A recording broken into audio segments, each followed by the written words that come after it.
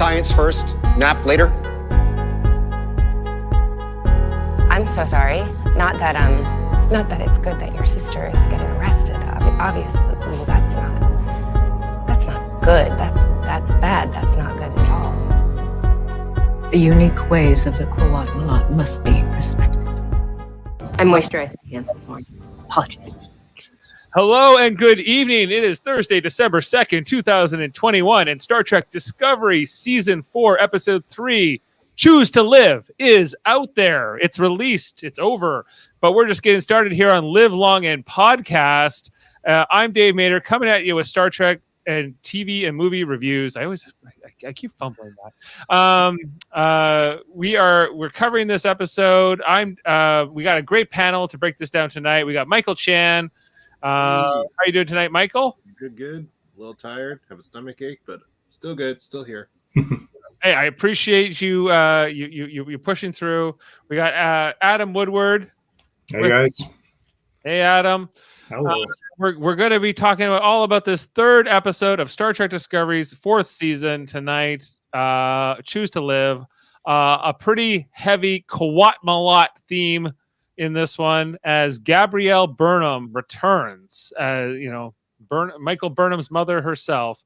They're hunting down a rogue Kawat Malat nun who went a little too far for her lost cause, and they got to figure it out. They got a joint Navarre Federation operation here, and we also have a B storyline, I guess, with Adira and Gray and Culber about that whole thing, and kind of dealing with Gray getting a new body. And what else? And I guess also Stamets and Book went to Navarre and the Science Institute to try to continue the investigation into what the anomaly is, into the what does Stamets call it now? The DMA, I think it's called. The DMA. The DMA, dark matter anomaly. Too much of a mouthful to say every time. The dark matter anomaly. So, and Ashley Millard, she's working tonight. She can't be with us. So we're a trio instead of a quartet. But I digress. Maybe we'll go to Adam first. Adam, what do you think of tonight's episode? It was the episode that we needed after last week's episode. And I like the title. I like the healing that we saw in this episode. I like the humor in this episode. It was good wrap up after last week. I thought that was, and you know what, guys, I completely forgot about Burnham's mother. Yeah, we always do every season. She comes back, she's in the fold. Michael, what you think of Choose to Live? Did you choose to like it or choose to dislike it? I actually really liked it a lot. As Adam said, it was the episode that we needed. It had the comedy that lightened things up from last week, but still had a good mix of action as well as diplomacy as well as problem solving, which is for me a staple of Trek, right? You have to have like a good mix. And this episode, I felt, did a really good job jumping between the different stories, and then so that the pacing isn't just one single line. It was right. Good. Yeah, there was absolutely. There's definitely like three distinct storylines kind of involved here. Mm-hmm. And I'm excited to break that all down tonight. This, as mentioned, the third episode. And yeah, so I don't know, we can kind of talk about it in sort of how it appeared in the episode, or we can kind of break down each separate storyline, because they kind of start as one and then they diverge as we kind of go throughout, and then they kind of culminate a little bit more back here in the end. But maybe we'll just kind of walk through beat for beat. So this episode started with kind of a dramatic action sequence. We saw the Kawat Malat attack another Federation ship. I don't know if we got that. Sorry, I'm trying to figure out what the name of that ship was. But we did get the name. I forgot though. I forgot it as well. But there was another starship, Federation starship. Was it Credence? Yeah, I think it was the Credence, USS Credence. Yeah. Right. And we get this whole sequence where a first officer, he's kind of like doing something routine or something, I guess, transporting dilithium.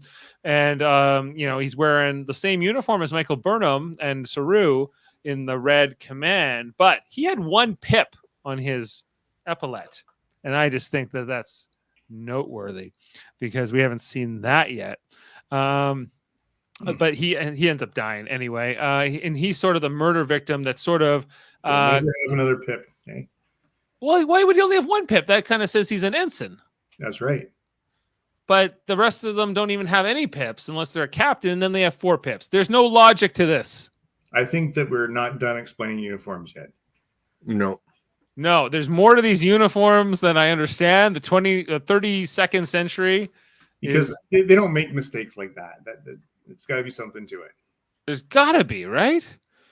Yeah, like so that one. It was the Credence, and there was a first officer, Patrick Fickett. He was he's kind of, they're attacked by a bunch of hooded figures who we know are the Quat Malat. Because if you've been watching Star Trek Picard, or you've been watching Discovery, I guess in the last 3 or 4 years, you would be sort of familiar with this concept. They are this religious Romulan order that also includes other species now, including a human and Gabriel Burnham. And so there's a character on Picard. What's his name? You know the guy I mean. I can't remember it right now, but there's a Romulan character on that. He's kind of like a friend to Picard, and he's always saying, "Choose to live. I'm going to kill you with a sword," because they're really trying to make the Quat Malat a thing in this new era of Star Trek, Adam. Because compared to maybe something like the Tal Shiar, which was something that was introduced in like the Next Generation era, the Quat Malat is a relatively new thing to Trek. But it's like this warrior nun order that is supposed to be kind of badass and supposed to be sort of like got their own code. They're almost Jedi-esque. But they were referenced. Last week's episode they referenced Picard. They did reference Picard, yes, and the ability to make a life form, an android. But so if that's the case, and the Quat Malat was introduced to us back in the Picard days, they've been around for almost a century. This is a established order now. Like they're out there. Yeah, they've been around. Oh, they're established to be even older than that. Like they're supposed to have been around for it's kind of like a retcon thing, I guess, is what the discussion is. Like they're sort of like they're an old Romulan order, but there's something we didn't really know about until recently in some of the newer shows.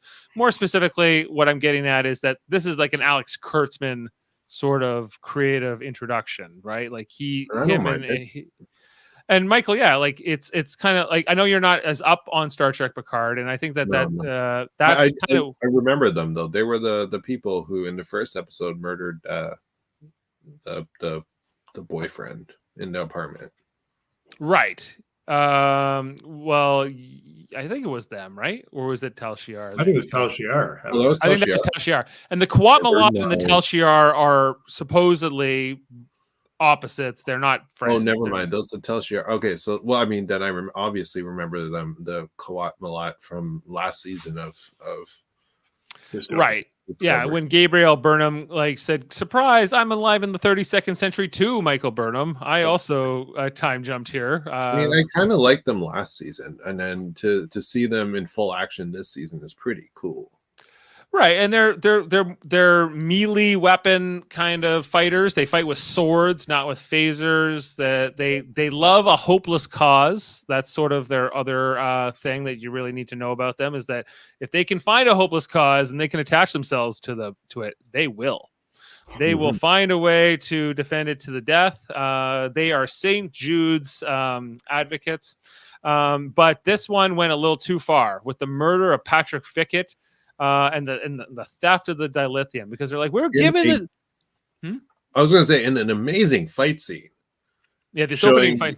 Like like, wow, he defended himself really well.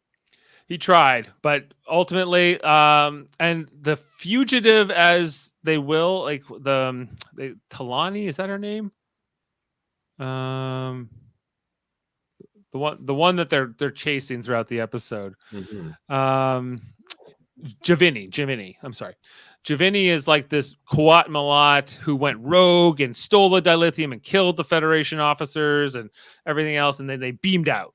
And then that you see that's kind of like the sequence, and that's kind of the crime that is the sort of like the catalyst for the episode. That's what they're done. And then we get this meeting with at Federation headquarters. We got President Rillick, we got President Tarina of Navarre. Admiral Vance is there. We got Burnham, and they're all discussing this, and like they're trying to like kind of put this all through. And what's said is that the unique ways of the Kuat Malat must be respected. The unique ways of the Kuat Malat must be respected. Yes. Which again speaks to the credibility that they have. Like, they're taking this effort to bring her back in, but as the president said, this is very political. Do it right. Yes, and we also get this well, we're allies with you, Navarre. We're the Federation, and we love you. And they're like, well, we're more than allies. The President Tarina says, like we're a hop, skip, and a jump from rejoining the Federation after more than a century of being like they voluntarily left. And we learned in season 3 that it was the Romulans were the ones who wanted to stay in the Federation. It was the Vulcans who wanted to leave. Yeah. So this is kind of a big deal. Bringing them back into the fold would significantly strengthen both groups. And so there's sort of like the politics of this that comes, and sort of like the pragmatism that has to be like kind of respected here at the end, because ultimately when they do catch up with Jaemeel and they capture her, they're like, well, we're extraditing her back to Navarre, and we kind of just hope that justice is served. But that's kind of like the price of politics. Is kind of like the summary of this storyline. Like, can you accept sort of like not moral absolutism, right? Because she's like, well, what about poor Patrick Fickett and his kids and his partner and everything, that he lost? And what, doesn't he deserve justice? I don't know. Well, it's that thing that the president said in 2 episodes ago about Burnham needing to be able to make the hard choices when you need to put the interests and the safety and the good of the many over that of the few. Well, good point, Michael. And and I think that's kind of like the conflict that Michael Burnham and this President Rillick are sort of having, right? Like, I think that's what we're going to continue to see explored. This is just one example among maybe many more that we're going to get over these next few episodes. Yeah, Adam, okay, sorry. Oh, I was just going to say, I appreciated this arc because for me, it allowed this episode to feel more like old school Trek, where you have the kind of like the problem of the week. You know what I mean? Because Trek has always been like, even if there is an overarching story arc, like in DS9, for example, which, gets brought up once in a while, you still, every week there's a different issue, a different problem, a different thing that they have to solve or do or whatever. And this episode is where because the last 2 was setting up the season, right? Yes. Setting up the big overarching anomaly arc. The DMA. The DMA. But that has allowed us now to, while this DMA situation is happening in the background, still get our problem of the week. And this week is the Kuat Malat situation. Right. While still exploring the issues of the grieving and the loss that they experienced 2 episodes ago. Right. And solving the gray problem, getting that dealt with. Which is great. And Saru's back. Yeah. They got to adjust to that. And there's a lot going on in this episode, quite frankly. To sort of a big contrast of versus last week was how many characters were in this episode versus last week it was a cast of thousands almost, and this week it was What? Smaller story. Spoiler. We well, didn't even a see the bridge series of crew. stories. We didn't even see the No. bridge. We didn't even see the bridge. We didn't even go to the bridge once. No. No Detmer, no Awashikun, No no Reese. Bryce. No Know Reese, that other no guy? Wilson. Yeah. But it Yeah. worked. It was a good episode. No, it was great. It was And I was more happy. contained. Very much so. And I was very happy to see more of a role of Vance in this episode. Yes. Right. So after this whole like big setup meeting that they have about, okay, we're going to go, we're sending you, Burnham, on this mission along with your mother, Gabriel Burnham, which I think they even say in the scene, like, this is her mother. Did you know that? or some, I think they have to explain that to somebody at some point. Well, they had to remind me. So there you go. Yeah, I was like, oh right, Gabriel Burnham, who was not murdered by Klingons, despite what season 1 said.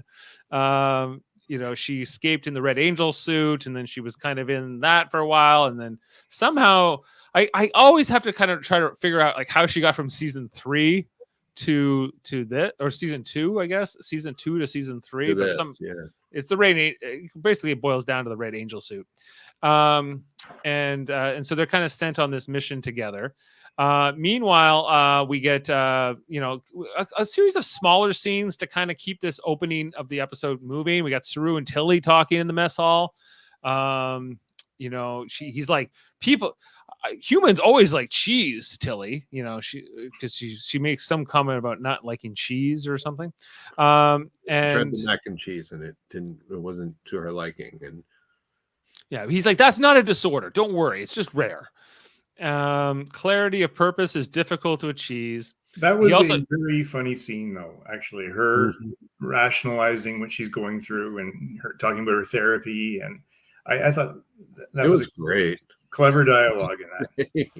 I always enjoy Saru and Tilly on screen. I think that these two actors work well together, and I think that like the crew is really starting to grow on me in terms of like just getting kind of used to them relating to each other. The more scenes we get between these like main characters, and the more you build upon that, the better. Speaking of that, then I thought that Stamets and Book, after the awkwardness of last week, that they were portraying, and then this week the almost closeness that they have is very. They had such a big experience last week together, and now they're friends. They're buddies, it seems. Yeah, they get to add on to that with this one, with the whole, I guess, like they go to Navarre together, right? That's kind of what really happened here. The opening scene was Book working with him in engineering. If you remember that, right? Yeah, like they don't really interact too much in this engineering scene, really. No, but they're together. They're together, and there's a definite concern by Stamets about his well-being. You don't want to do this because you're gonna have to relive it. You don't want to come with me. Right. Even he doesn't even know about the mind meld that's gonna happen. No. Right. So Stamets and Book in engineering was kind of the next scene. Stamets talked about his theory about the dark matter anomaly. He's kind of briefing Captain Burnham. They're like, we're partnering for this trip, as you mentioned. We also get the whole storyline with Gray and all of that happening over in sickbay, because they're kind of finishing the new organic android body that has been developed. They set that up last episode so that Gray doesn't have to be this character that only Adira sees. Guardian Z shows up, who had been set up in season 3, but in holographic form too. But they did mention Jintara, which had been explained on Deep Space Nine at some point too. Like, what's your Jintara? I'm sure I have a clip of that somewhere, don't I? HIJK? No, I don't. Is it Quark that says it? I think it's Quark that says it. Guys, talk amongst yourself. I was going to say what I appreciated about this episode, the dialogue, was that when Gray would say his thoughts and ask Adira to translate or to She tell didn't them, repeat it. Adira paraphrased She did. Every time. Well, thank every goodness. time. I don't want that's what I think I commented on that last week, Michael. It was, And I was going to say, they clearly heard you and did some editing and last minute reshoots just for you, buddy. thank you. Jintara, what's that? Tell me about Jintara. And so in Jintara, which was mentioned in this episode, is when like a symbiote is or host of a symbiote is able to kind of like put that consciousness of a past host into like another person, usually a close friend, and then they can kind of interact with that past personality based on their memories being sort of downloaded into another person. So that's kind of how they kind of explain this with Gray and Tall and Adira. The fact, but this is the one part I don't really understand, the fact that like by the end of this episode, Gray has been like sort of downloaded over into this new body. But does Adira still have Gray's memories? I think she would. I think she would have the memories. She just wouldn't have him. Like, just wouldn't have like this sort of active consciousness talking to her. That's what I assume. Yes. Or them in their mind. Like that's the only, like, because that's not really talked about in the episode. So I can't imagine, because when in the episode where Dax, Jedzia Dax specifically, is talking to her past hosts, you know, at one point she sort of she downloads her past memories of Curzon Dax into Odo, and then Curzon and Odo sort of like merge together and become this new personality, and all of the Curzon's memories are gone. Like Jedzia doesn't have them anymore when that happens. And so that was the only part of this like whole thing where I was think they might not. I think that they're going to have, this is not over yet. We've got to have an episode where Adira is now going to be struggling with the difference of not having, you know. Yeah. And this could be, you said it last week, Michael, where Gray goes away. And I think this is the beginning of that distancing going to happen. Well, I mean, it was brought up that Gray is, you know, could continue his training as a guardian. Yes. So I think, you know, maybe you're right. Maybe whatever Adira is feeling, you know, their feelings could be what ends up, you know, requiring Gray to go and follow his own path for a while before the two of them get back together. Yeah. Right. Because the whole idea of like my understanding, and most of my understanding of like the symbiotes and the Trill and everything that's been this was largely established on Deep Space Nine, because that was the only other show that had like a Trill character other than this one. So they're also trying to kind of define, well, what are the Trill for like the 21st century Star Trek? What do we want to do with them? And I'm curious, like, just from like, so what are the rules of the symbiotes? What are the rules of the Trill? How does this work? Because if now that Gray is like been sort of downloaded into this new body, that's fine. And Gray was not the host of the Tall symbiote for very long, like maybe a couple months. Yeah, you know, so I'm curious to know what memories Gray has, if any. Yeah, is this Gray Tall or is this just Gray?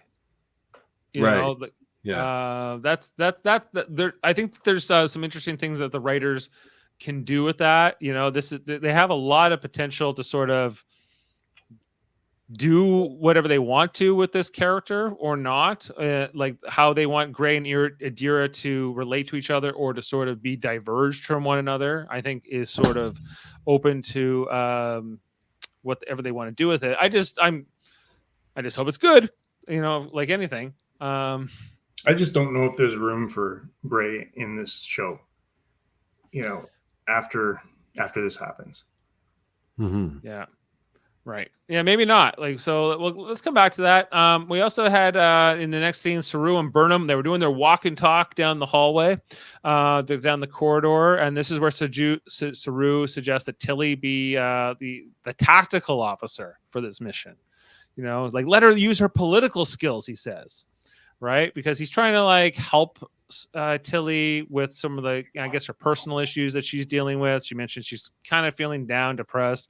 It may or may not be related to that Osira in season 3, kind of, telling her she was the worst captain ever.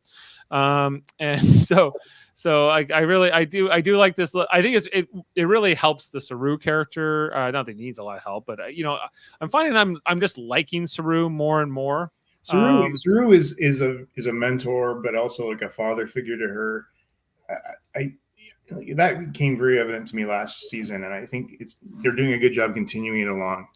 Mm-hmm. And as far as Tilly, I don't think she was that broken up over Osira, but it came in the first episode of this season where she was on that station that was under attack, and really saw that, I think, where she just really suffered her something that put her over that edge.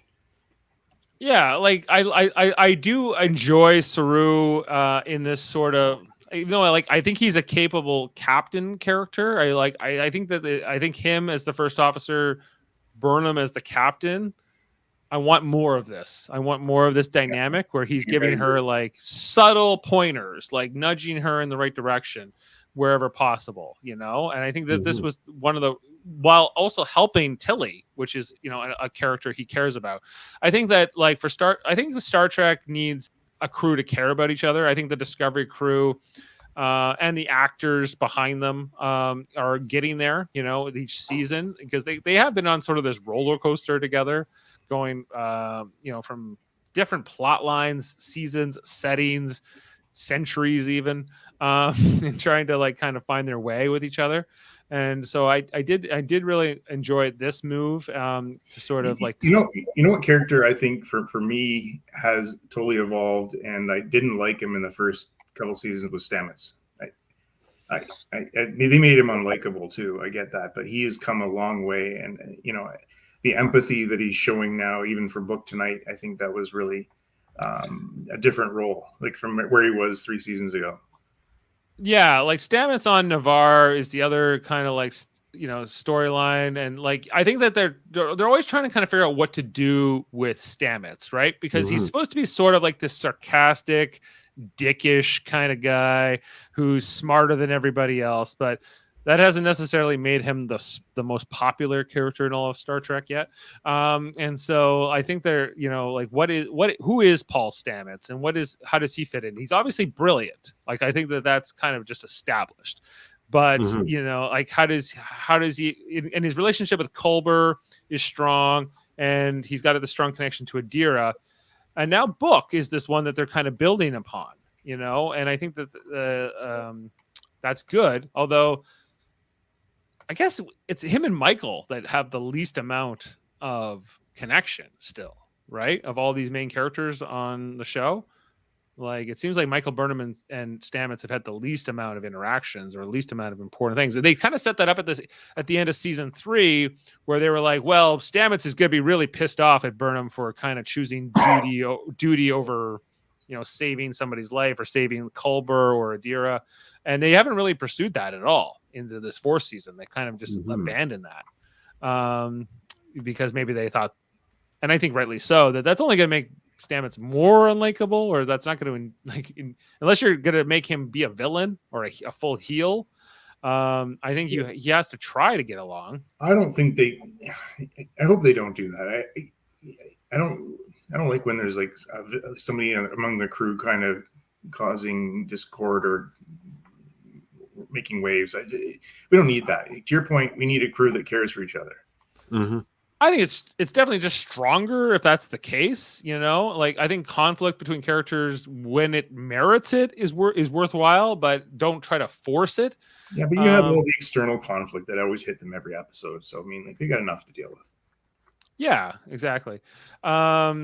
Yeah, and so they're doing more, even in these through 3 episodes, I'm liking Stamets more than I've liked him in the other previous 3 seasons.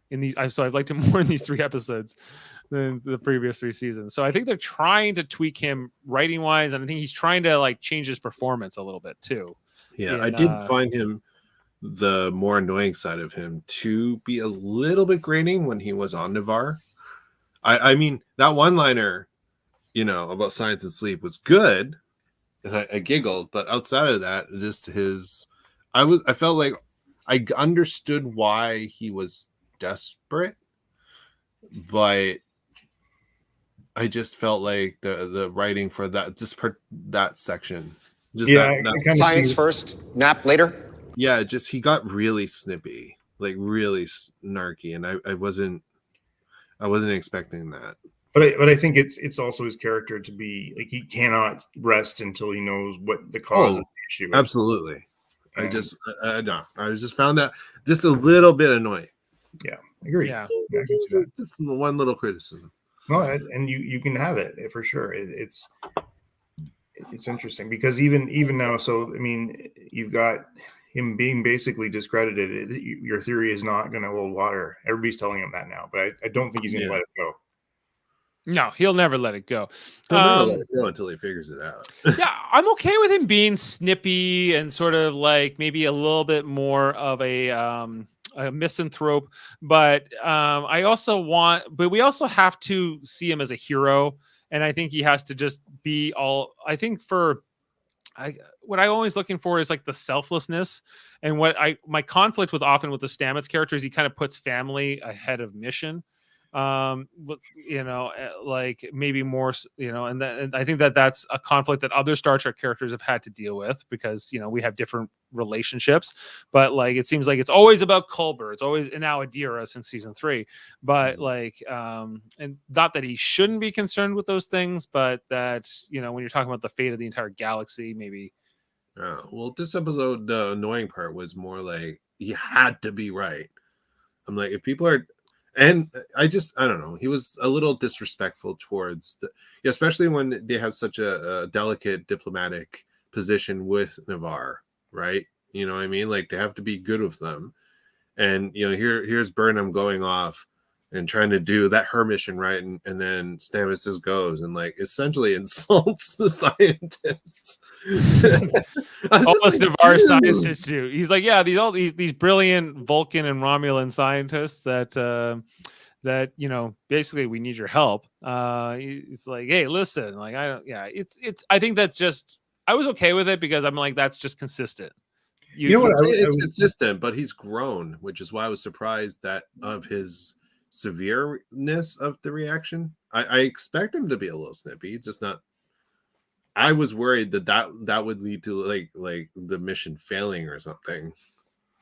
Right. Yeah, Adam. Just a point of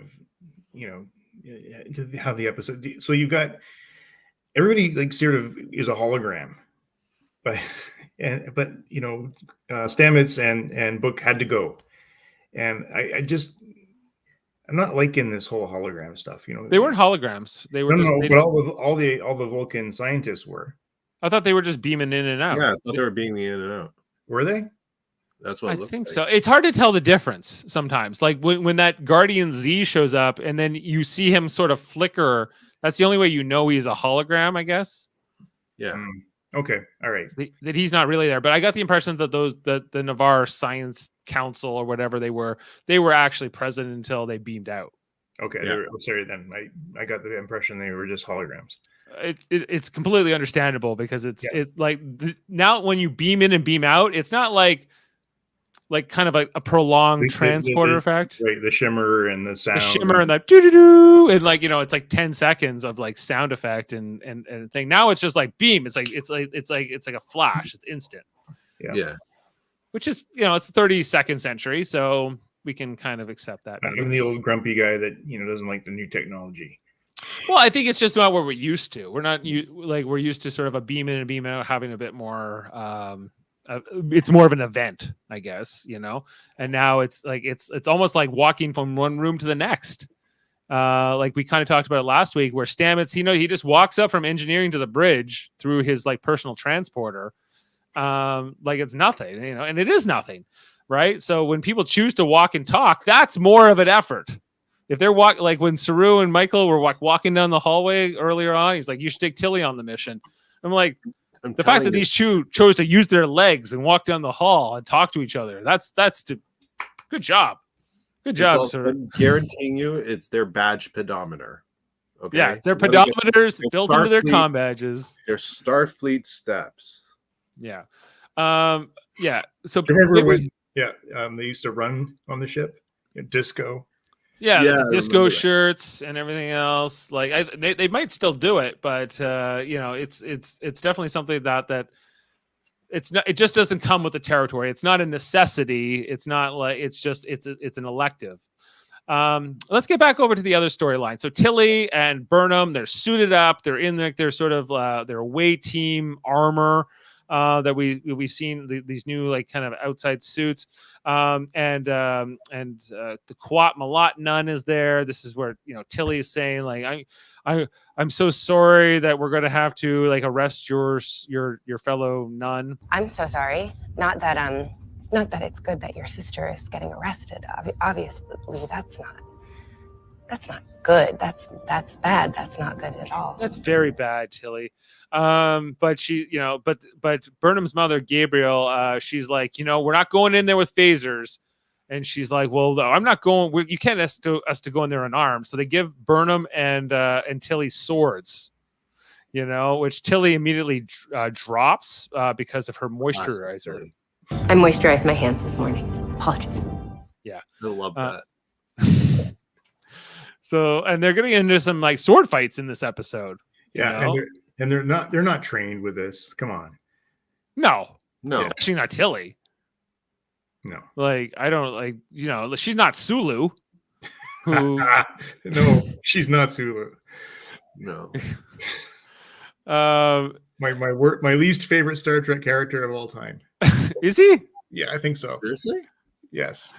Michael will talk about it another time, but Dave knows why. I'm just. What? Do I know why? Yeah, I think you do. Anyway, Okay. we'll talk about it later. This is so outside my comfort zone. Yeah. And then we get into there's like a full-blown sword fight that kind of breaks out pretty early in the episode because they get like ambushed, right? By Javini and like a couple of the other Quat Malats.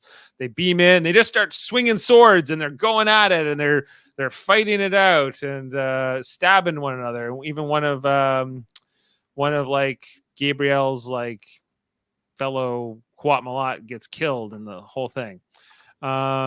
She's Javini warns them to choose to live. I don't want to shed more blood. And I don't know. It's kind of cool. I don't dislike it, but it's very quick. There's a lot to break down. There's like so many stories in this episode. Back over to Gray and Adira. Like it's after the transfer, and Gray is not waking up right away. But the warning was there. Remember? Mm-hmm. Yeah, they did warn it could fail. It could fail. Yeah. This whole like sequence where like Adira Adira kind of hoping it would fail, honestly, because I want Gray to be off the ship. So But since when do they have fireplaces on Discovery? Like this like really like kind of warm lounge with like fireplaces. This is just like the mess hall on Discovery, right? I guess. Why not?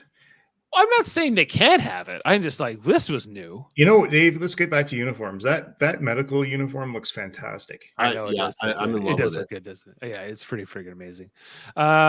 It's a great. I love. I actually my least favorite is the blue. Is the science division. I think it's just a little too dark. Mm-hmm. I wish it was just a bit of a brighter blue, but overall, I am really enjoying the new uniforms. And they really are working in scenes, and even the actor who plays Culber here, trying to remember his name off the top of my head, Wilson Cruz. He talks about how much he likes these new uniforms better because the ones they had to wear in like season 1 and 2, they were not very forgiving. He's like, I had to go on a serious diet, especially mine because his always has been white since the beginning, and there's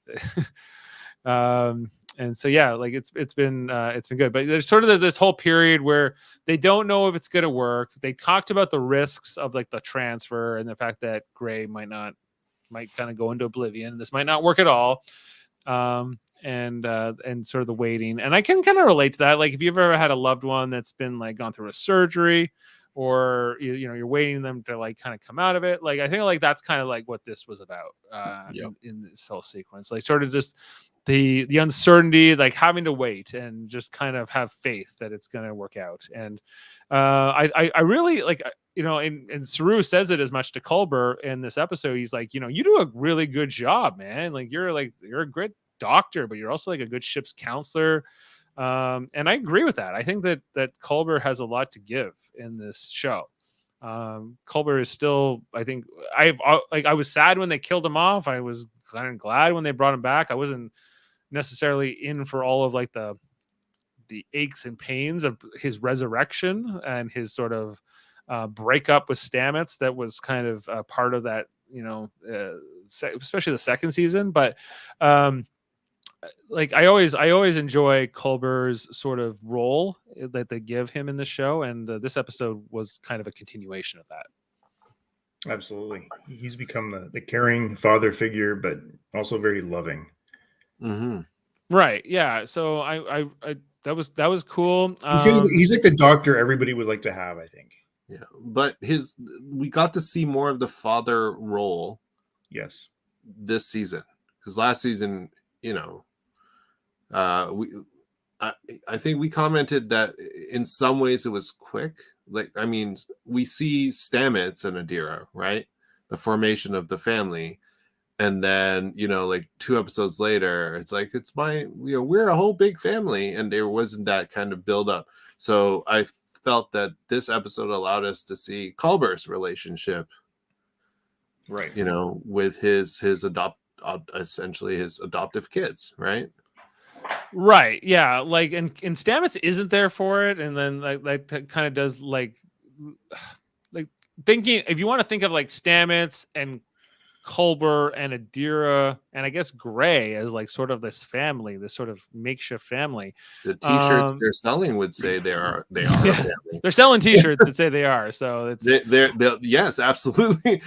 Sorry. I was on StarTrekShop.com and looking at their t-shirts.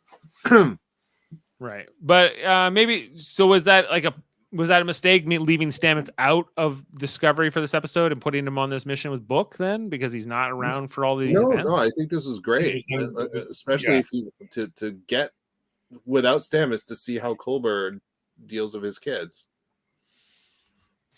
Well, Culber, yeah, and like they are kind of like they are kind of like children to, especially to Culber, who maybe plays more of a motherly role in like this family dynamic. In a way, in a way, both be mommies and daddies. I mean, yeah, they can I go. Look at Culber and I'll be like, Daddy, sorry. Right. Okay. So back over, because everything's kind of shifting. I'm kind of going in chronological order of what happened in the episode, and then in that uncertainty while they're waiting for to see if Gray's going to wake up or not. Tilly and Burnham and Gabriel, they beam into this planet. They find this alien they can't identify. It's kind of like their scanners don't know this one.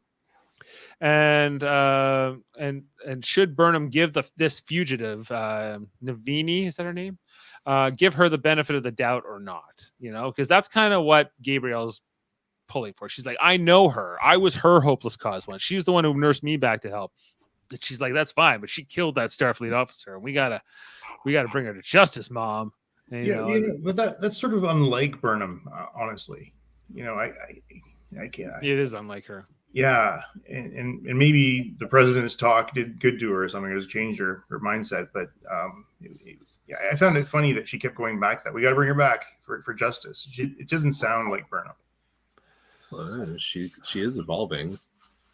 Or maybe she kind of, I don't know. She kind of talks out both sides of her mouth when it comes to her mother, I think, or do as I say, not as I do. I was also kind of getting that impression sometimes with Burnham, because Burnham does one thing and says another, a little bit. I don't know, her conflict with her mother, I think, is her whole relationship with her mother is something I don't really know what to do with or know how to feel about yet. I mean, I was okay with it this episode, but I don't think she's going to be around enough for you to worry about that. Yeah, I mean, I think this was the episode that we're seeing her in.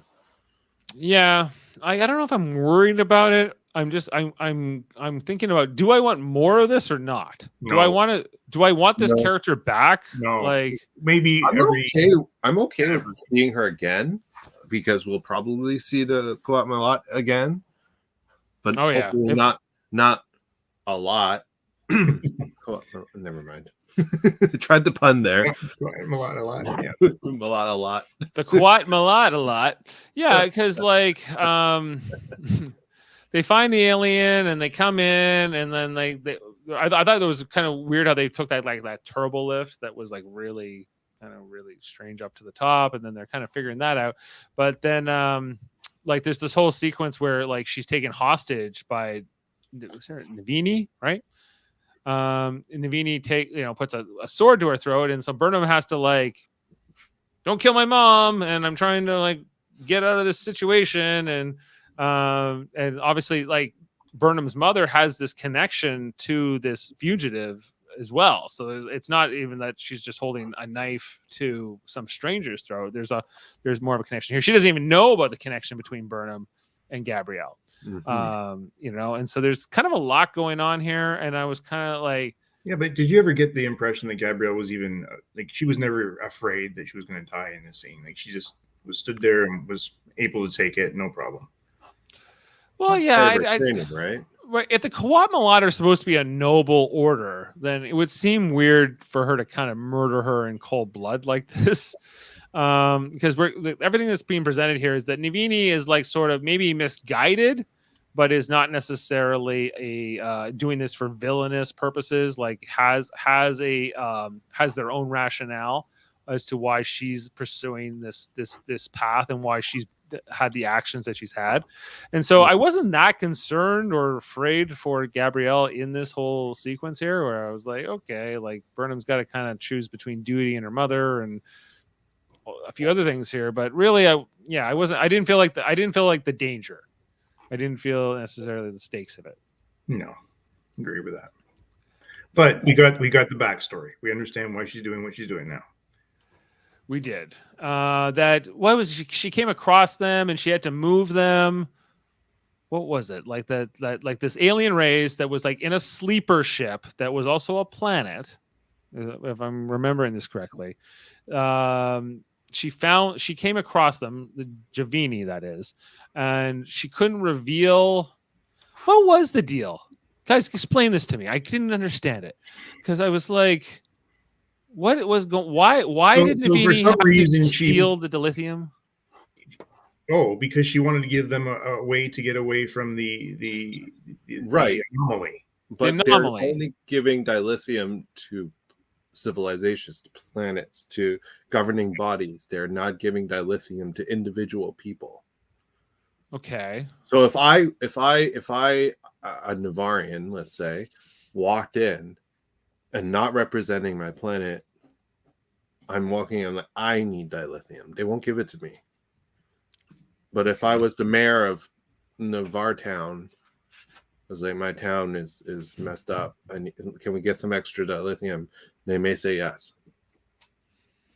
Okay. Yeah, I understood that part of it, but then it was like, well, this kind of was on behalf of a whole species, but I guess like it was almost like a confidentiality thing, like that. Well, yeah, because their bodies had latinum. Had latinum. Is it their bodies or them? They the grave robbers. Their bodies are very valuable. They're essentially money. So that's why people are trying to kill them, or at least go up on that and raid them.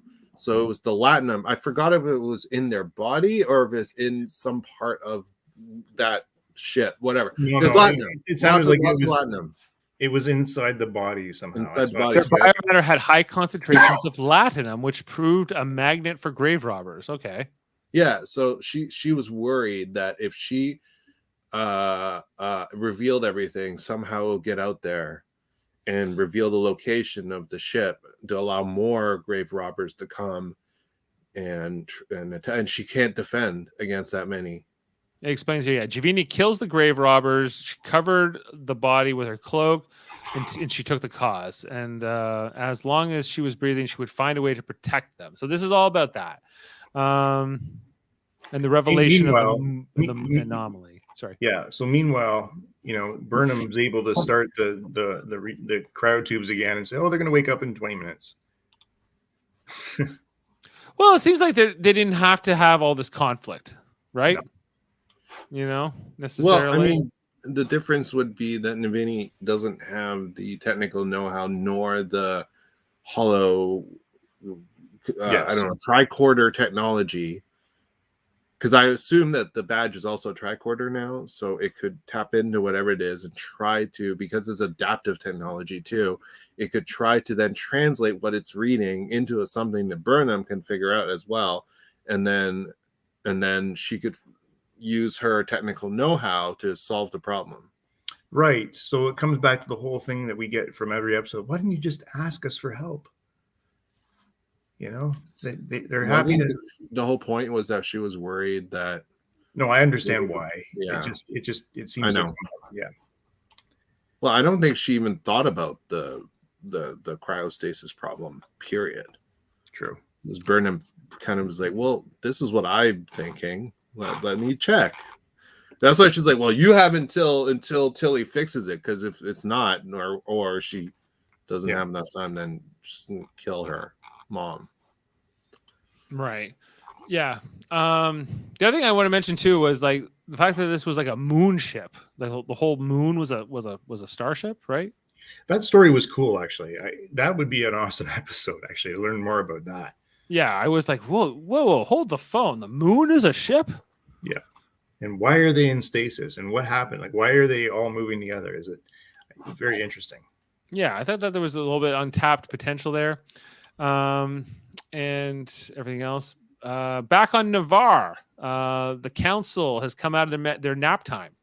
And they explain to Stamets that the absence of tachyons means that his hypothesis remains unproven, because he's got a very specific theory around the dark matter anomaly. He insists that it has to be some kind of primordial wormhole, as of all the other factors fit. And they chide him for his emotional response. And Tarina suggests that a mind meld might be the way to solve this. It's always about a mind meld. Vulcans love their mind melds, Adam. Like, why not? They get a lot done with these. It solves a lot of problems. Mm-hmm. It does. And so Tarina does as much, brings him sort of into this mind meld to kind of figure out, did he see any tachyons when he was... Can I just say I love the whole procedure of the mind meld every time, like whether it be Spock doing it or a new Vulcan doing it. I just love it. I love the absolutely intimacy of it, the connection, the way they put the hands on the face, just everything about it. I think it's fantastic. I thought that the way they did it in this episode in particular was one of the best, or most my favorite version of like sort of a transition from the mind meld right into it, because it kind of like she goes my mind to your mind, and there's sort of like this dissolve effect, and then we kind of go into this ether. I was like, that was really well done. I was like, that's a really cool like transition. Yeah, it was also very cool in Star Trek 2009. Where Spock, old Spock, Leonard Nimoy Spock and Chris Pine Kirk. Yeah, that was a very cool transition too. Yeah, it was actually probably the closest to that we've seen maybe in any version since, or before. Yeah, like so that was kind of neat. And then like there was a lot of emotion that was part of this mind meld as well. Ultimately kind of culminates in his nephew here, and kind of him looking back at him, and this nephew's dead, right? He's not coming back. No, he's dead. No, he's dead. He's got to be dead. Like the Qui-Gon were wiped out here by this anomaly, and so I think the reason I'm bringing it up is like they're putting a lot of stakes into this with the book character. I'm like, but I think it's done now. Yeah, he got his closure tonight. He saw something that he was tormenting him, and now I think he's through it. Yeah. Until season 5, when this kid's trauma actually allows his consciousness to, I don't know, pick up all the pieces of Qui-Gon, and then now it's a new universe-ending threat, and they have to neutralize this kid. Yeah. There you go. And Angry, he's the sad new kid. Sukal. He's the new Sukal. He's gonna have the new bird. Yeah. Yeah. Like I was like, I guess my thought here too being like, if they're going to like kill off this kid and like create all this emotional stakes for Book, I'm like, just stick with it. Like, don't try to undo this. I don't think they will. Don't bring him back like Culber. But you know what else was cool during that mind meld scene is like, she was done. She got what she needed, but he wanted to go further, and she allowed it. Yeah. That was really nice of her. I mean, I think in a way she knew what he needed. Yeah. And the I thought the interesting they could feel emotion, right? So, well, yeah, the whole thing between Book and Tarina, where she's like, for you being a Qui-Gon, emotion is as natural as like is oxygen, right? And he's like, I thought the Vulcans don't even have emotion. She's like, oh no, we have lots of emotion. So they were learning a lot sort of about each other and sort of like finding a way to understand each other despite being almost complete opposites from each other. Yeah. But this is the coolest thing. Like, mind melds are like, there's always somebody who's in pain or needs stability. Like I'm thinking of the Picard Sarek mind meld, when he helped him through the conference to give him order in his life again when he was suffering. I just think it's such a great premise. How they ever came up with that one. That's awesome. Yeah, like I think that's often what I look for Star Trek is what can I learn from this, and what can the characters learn from each other. And I thought that was a sort of a nice moment between them, and sort of like we're saying, like, Book and Stamets getting closer and sort of learning from each other. And then this, Tarina keeps popping up, like she's almost as recurring as Vance at this point. I think that they're working towards the Navarre coming into the Federation again. This is going to be a big event. Right. Yeah, like for sure. And like, and then they'll just screw it up right at the last minute. They're setting us up for disappointment, I fear. Yeah, but I thought that this was good. I thought in particular the stuff with Book and everything on Navarre was well done. And then back over to the moon ship. What is there to kind of cover here? Like basically they get her to stand down. She lets her go. She takes the sword away. And she's like, and she's arrested.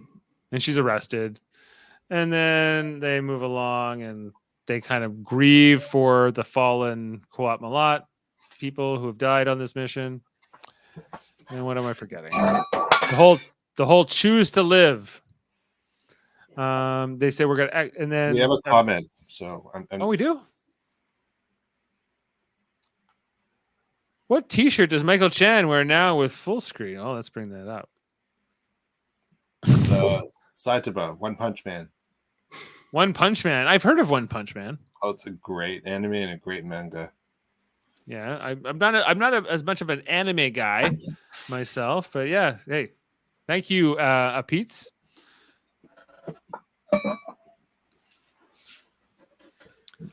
Yeah, this was like the pacing of this episode was very like not necessarily action packed, but had a lot of like sort of emotional character development, right? More than anything. And then ultimately, I guess the payoff for the episode, well, there's kind of a couple things that happen here. There's the whole thing with like the pragmatism of like, at the end here where Michael Burnham's talking to Admiral Vance, like, do you think this was a good move, extraditing, Tavini over to Navarre and like not allowing justice to be served on our watch? And he's like, listen, like that president, what's her name? Rita, the Federation president, Rillick, Federation President Rillick, she's looking at the whole picture, guys. She's looking at the whole game. She's looking at it from, she's the conductor in the symphony was the metaphor he was using. If she tells us to stop playing the strings, we're going to stop playing the strings. That's what you got to learn. And I don't know if Michael Burnham's ever really going to learn that, but we're going to see how that plays out, because I feel like that will definitely come. That will either prove to be true or it will not. Meanwhile, we also had sort of a scene here at the end with where Saru and Tilly come together, where he was very afraid of her spritzing something she shouldn't be. Don't touch the plants. There was references to the Kaminar sea frog, and just sort of a resolution of her getting put on this mission and her thanking him. You know what, Dave, one thing, coming back to the Vance Burnham conversation, Yep. They haven't explained the political structure here, but it's very clear that the military is an arm of, not even an arm, they're just a tool of the president, and they're following her orders. So Yes. she must be like a commander-in-chief type figure. Yes. And we haven't seen that in recent Star Trek since, I guess, I'm trying to think now. But anyway, it doesn't matter. But it's back. Well, I guess Deep Space Nine would be the use of the Federation president in Star Trek has been sporadic. Okay, like the first on-screen use is in Star Trek 6, where Kurtwood Smith played that Federation president, who he says this president is not above the law, and while whether or not they're going to try to rescue Kirk and McCoy from Mura Penthe. Extradition again. Another extradition question. The next example is in Deep Space Nine, season 4, where we got Jerish Inyo, where it's the whole like Dominion and the changeling crisis, and whether or not like martial law is justified, whether or not. But in that episode, they do more to establish that the president, much like the United States president, because I think that they're always thinking like we're presenting this to American viewership, and their understanding is the president is sort of the head of the military, because that's how it works. And so like it's presented like this Federation president Rillick, she's the superior officer to Admiral Vance. He follows her orders ultimately, for better or worse. That's how it's being sort of portrayed. You just have to kind of hope that this president is got the right idea. Yeah, but like there's also just the underlying thing is like, extradition always pisses somebody off. Like somebody's mad that they didn't get their justice. And right. Now, but Michael Burnham, I think in this episode did well just to leave it alone and walk away. Yep, I agree. She's like, I don't like it, but I'm not necessarily going to fight it. It's but I don't know. We're gonna see. I think that there's gonna be like maybe a series of smaller things like this that are gonna build up as we head to the finale. Mm-hmm. But that was sort of like what happened last season with her, wasn't it? When she just said, I'm tired of following the rules. Yeah. Well, last season it was about not going with the chain of command and doing just like her own thing. This season is more about balancing responsibility as a captain. I definitely see a change in her. Like I see that she's trying to be less impulsive, less of like a hero, less of a martyr. But she hasn't cried in 2 episodes, by the way. Who's that? She hasn't cried in 2 episodes. She cried a bit for Book. For his grief and like the destruction of Qui-Gon, but like she doesn't cry. She hasn't been crying quite as much. If you read the comments in Facebook about Michael Burnham, it's always about the salt of her tears and all these things. But like they're doing a little bit less of that. I'm kind of like I'd rather like her be a bit more of a nuanced character than like sort of like an absolute moral purist, which she's sort of been portrayed at certain times. So I'm kind of curious to see where this goes. I like this relationship between Rillick and Burnham. I'm like, where is this going? And where does Vance fit in? Because he's like in the middle of this chain of command. No, it's odd that the president's talking to a captain. She should be dealing with the admiral, and that's it. Yeah, like they have a pretty, the Federation's big. It's not like a small nation state. But there's Burnham for better or worse is she's very close to like sort of like the big events that are happening. Discovery is important because it's this ship that can go anywhere and they can send anywhere instantly, and that is the only thing. Even in this 32nd century where they have all this advanced technology, Discovery still stands apart from the rest of the fleet. So that's the only real like sort of on-screen explanation rationale I can give to it. Yeah. And then to close out the episode, well, there's kind of two things. Well, there was Book and Burnham in sick bay, or sorry, in the quarters, but in sick bay, Gray wakes up and gets the new body, and there's kind of like this whole like happy moment that they get, Gray and Adira. Promises to hug Z in person. Gray feels whole again and home, and just it's just kind of this scene was just kind of gratitude, I'd say, more than anything. There wasn't really much more set up here. It's just like, okay, where are we gonna go from here? Off the ship. Out of the show. You see you later, Jiminy Cricket. We got you. We got you a new body. And to finish out, we had Book and Burnham in bed, kind of looking up at the forest of Kwai-Shan, and kind of saying how he's moving past some of his grief. He's wearing his amulet again, and which was kind of something he hadn't even worn when Kwai-Shan was still here, but he's kind of returned and come to peace with like sort of that part of things. And then sometimes that's all we get, he says. Mm-hmm. And they just kind of look up, and that's the end of the episode. They kind of, it wasn't as much of like in terms of like other episodes we've gotten in Discovery, or even in the last two episodes, where there's been sort of like this big, huge cliffhanger, or where are we going from here, or something major. It was just like, no, there's kind of like this episode was kind of a quieter character development focused episode with some conflicts, more specifically this whole Qowat Milat fugitive story. But even that is sort of like maybe undershadowed by the stuff going on with Stamets and Book on Navarre, and as well as Adira and Gray and Culber. I feel like next week is going to be a big episode of action, big story, cliffhanger. Lots of I suspect you're right, but that's not necessarily what I'm hungry for. Like, I would be okay if like the next episode was something smaller as well. Like the next episode is called All Is Possible. So anything's possible. We could get anything. Mm-hmm. Michael, what do you think the next episode might be about? Where do you see this going next? Wonder if we're going to. Let's see. So Saru mentioned that the Kelpians are going back into space. Yeah, they did mention that in this episode, that they're returning to the stars, probably because of his little speech in the last episode. But so could this lead to us going back there? Or they might write into what's this planet called? Kaminar?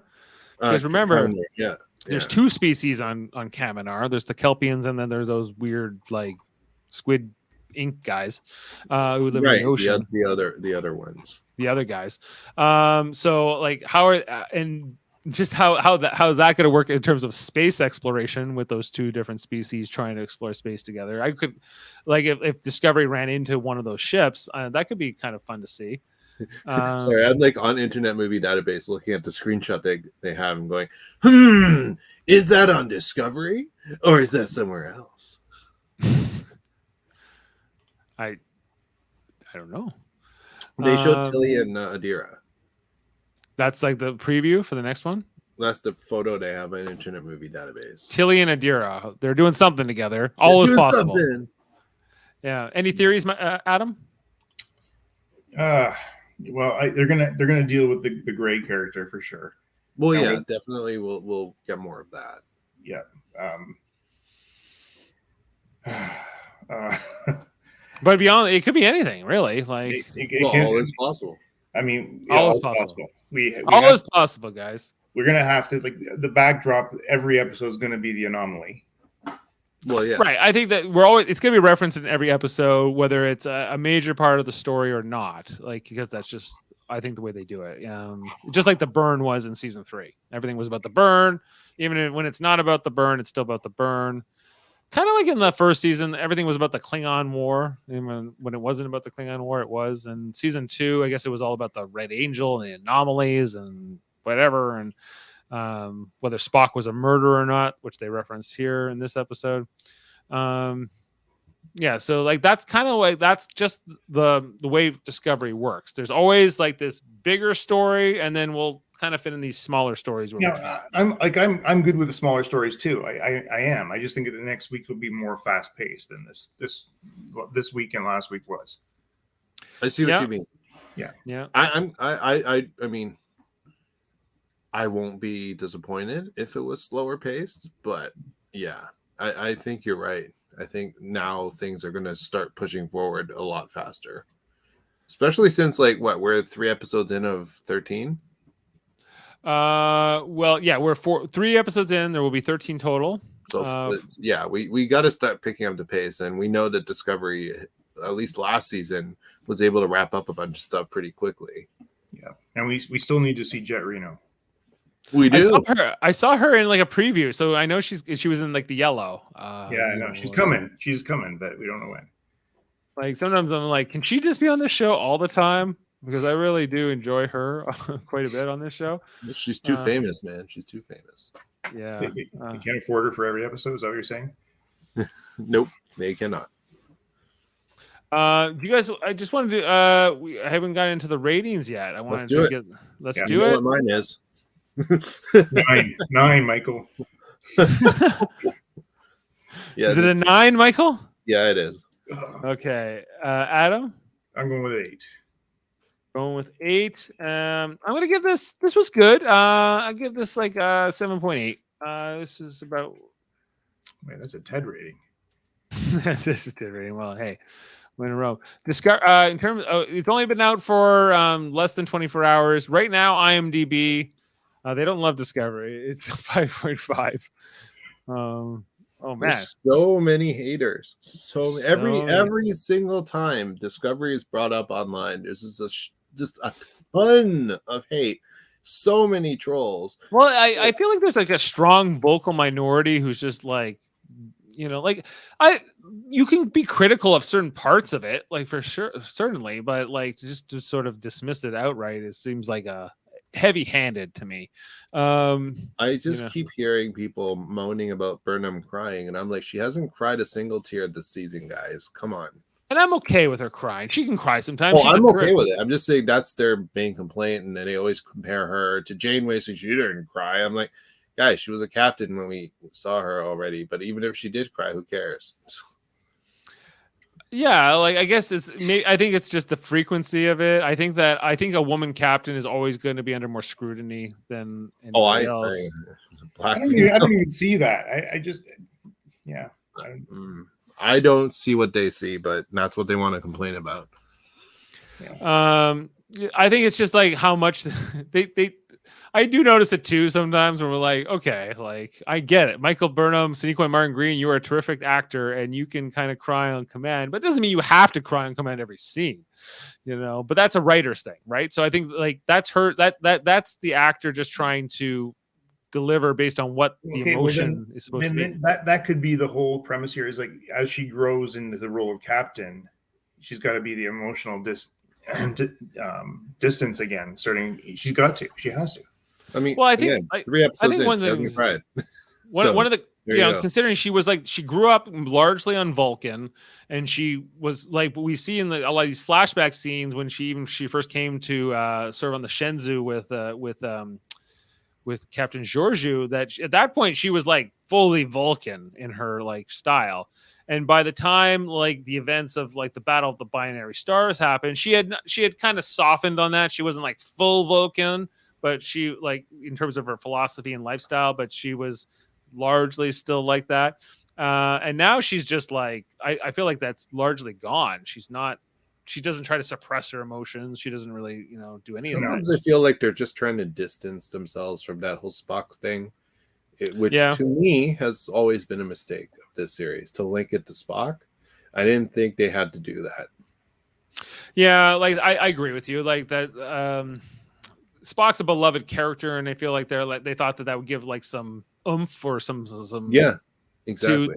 But like Michael Burnham as a character didn't necessarily need that, and you could have you could have written it like even if she wanted her. I want Michael Burnham to have this connection to Vulcan, then she could have been raised by some other random Vulcan family. It doesn't have to be the Sarek's family. But they did it, and they chose to do it. So they tried to roll with it. But now that like they've moved ahead like these 900 years, and Gabriel Burnham's still in the mix, I feel like that's going to be less and less of a thing.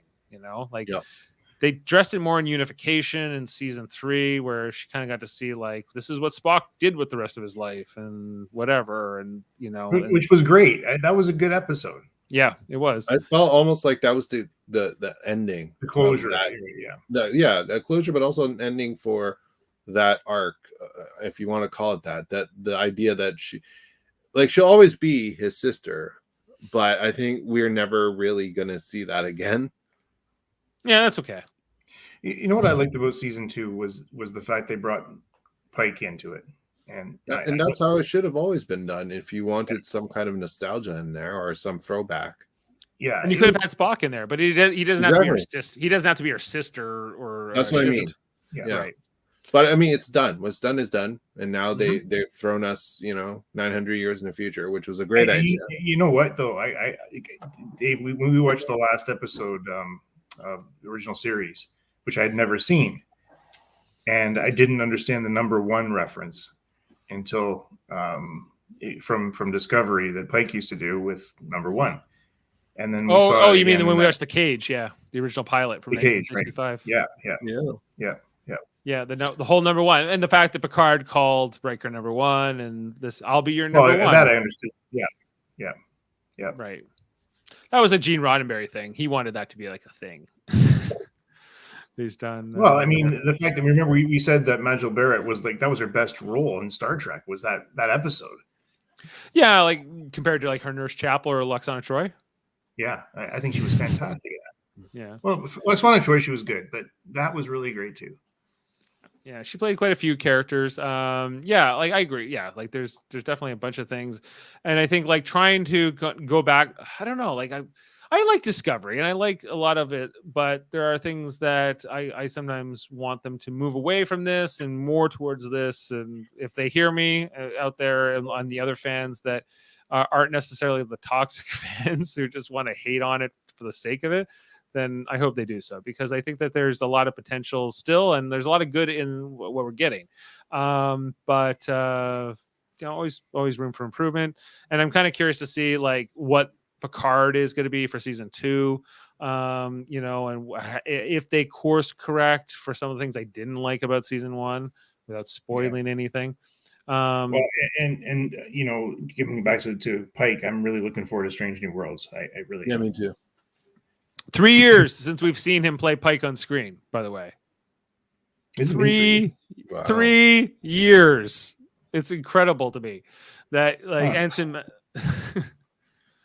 I've never seen a spit-off take 3 years to come to fruition. Now there's plenty of good reasons for that, but it's by the time he actually premieres in 2022, it's going to have been 3 years. 2018 was the last time we saw him on screen as that version of Pike.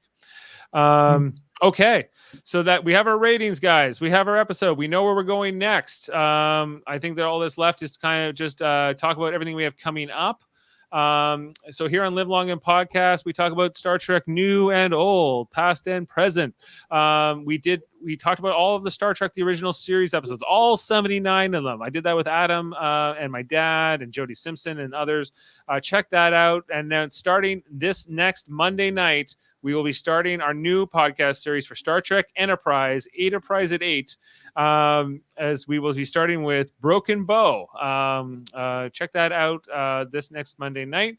Also Tuesday night, Star Trek Deep Space Nine rewatch series. We're doing Jeff Mader and the Millards and Davin Skellhorn and Jaemeel Robinson. Check that out. We do call that Deep Space Nine at 9ish. That's every Tuesday night at 9. We're in season 4 right now. And we're going to be doing, we're doing another episode this next Tuesday night. So check that out. And then, of course, we've been talking about Discovery since that's been airing now in season 4, but we also did Star Trek Lower Decks season 2 this year. We're in the process of covering Star Trek Prodigy in their first season, doing that with Jessica Chan. Michael's wife, as well as Davin Skellhorn. Though that will come back in January, but we've covered the first 4 or 5 episodes over on that. So check that out in our playlist. And we also have Star Trek Radio Theater, which is our fun little show where we get to do like script reads of Star Trek. We just this past Saturday we did Star Trek Lower Decks episode Wedge Douche. That was from their 9th episode from season 2. Episode. It was a lot of fun to do that. I'll be editing that into a kind of a final form in the coming weeks. And then we're going to be doing Star Trek First Contact as our next affair. That will include Adam and Michael and others. So we're excited to bring that to you. Coming up at the 25th anniversary of Star Trek First Contact. And it's as well as it's the 20th anniversary of Star Trek Enterprise this year too. So all kinds of things happening. I'm old. No kidding, man. That was like half my life ago. It is what it is, you know. Oh my god, that's half my life too. Just think about Michael Burnham and Saru. Like they jumped ahead 900 years, guys. Like they're having to deal with that too. It doesn't feel like 25 years. That's what I'm trying to say. Holy crap! I know it doesn't. Also, you can check out our other channels. We have one called Trivial Debates, a monthly channel where we argue about movies, TV, sports, and more in kind of a round basis. We just did one this past Sunday with Jody Simpson hosting. We had Max Duda, Dylan Gonzalez, and Alex Blackburn competing. It was a really fun show. Check that out. Max Duda is going to be hosting the December edition, and we're looking for contestants. Huh? Who won? Alex won. Okay. Yeah. So it was a really fun episode.